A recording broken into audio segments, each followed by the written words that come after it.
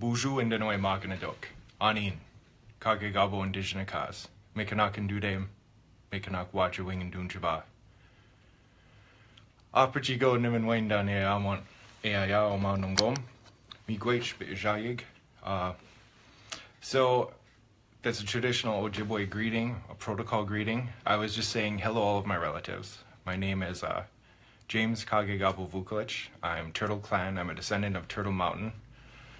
I'm super excited to do my first Ojibwe Word of the Day live on Facebook. So I was saying Miigwech Bijayig. All right. All these people joining. It's so cool. First thing I would like to say is Apajigo Miigwech Bizindawiyeg. Thank you all for listening to the Ojibwe Word of the Day. I've been astonished by how many people have liked the videos I've been putting out. I like sharing a little bit of Ojibwe every day. And yeah, I'm super happy to be able to do that on Facebook. It's a very cool thing. One of the reasons I wanted to do this live tonight was to say Miigwech, thank you, and to talk about the word of the day for this month. And I've been putting on names for the month of February all week. Our first one was Namebini-giizis, and then there was Namebini-giizis, and tonight I'm going to talk about Namebini-giizis. And it's cool to do Namebini-giizis live because there's a story that goes along with it, and it's a very important story. It's very pertinent to how we're living today. And so this is a pre-contact name. That means before Vikings arrived in America, before Columbus arrived here, Anishinaabe were using the name Namebini-giizis to talk about February. And its history and its story is very integral to Anishinaabe culture. So it was cold. It was a February. It was a very cold February, and starvation had set in the Anishinaabe Nation.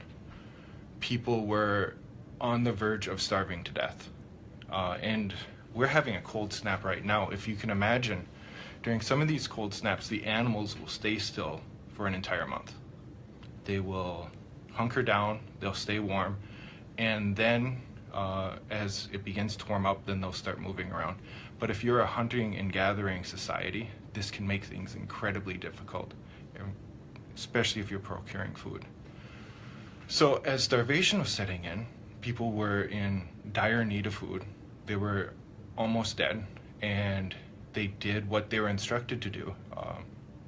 They prayed. They used their asema, they used their tobacco, and they asked the spirit for help. And when they did that, that night someone was given a dream. And Namebin, the sucker fish, a very humble fish, had told Anishinaabe that if you set your nets, your fishing nets, underneath the ice, I will go into your nets and I will feed you. A lot of the other fish at the time were swimming very low, in like the lake and the rivers. They're swimming near the bottom, but the Namebin swims near the ice during this part of the season. And so that's what the people did the next day. They set their nets. Namebin went into the nets and alleviated Anishinaabei's starvation, Anishinaabei's hunger. And like, this is an incredibly important teaching.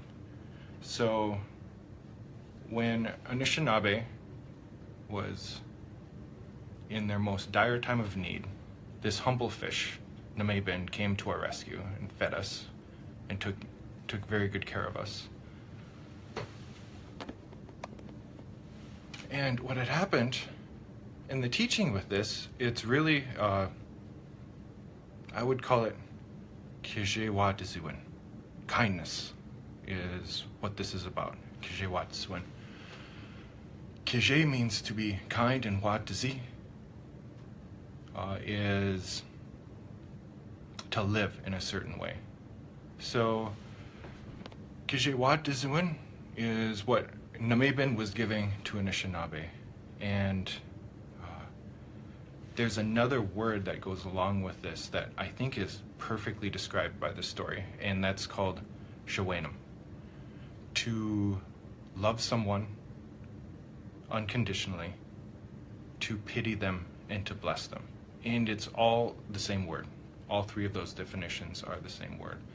So you could say Namebin Ojibwe Word, and you get a perfect idea of what that word Shawena means. It's what Namebin did to the Anishinaabe was Namebin, the suckerfish, pitied us, took great pity on us.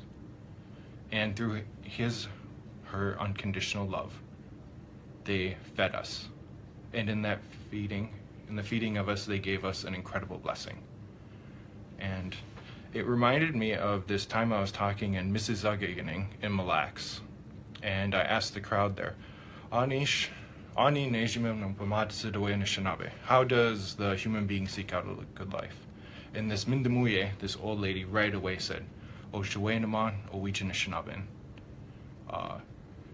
you love, you pity, and you bless your fellow Indian.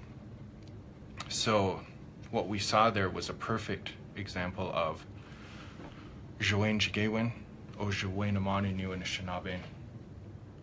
and how Anishinaabe was so incredibly well taken care of by the Namebini-giizis. And since that has taken place, we've always called February. One of the many names we have for it is Namebini-giizis, the suckerfish moon, so that we can always remember that.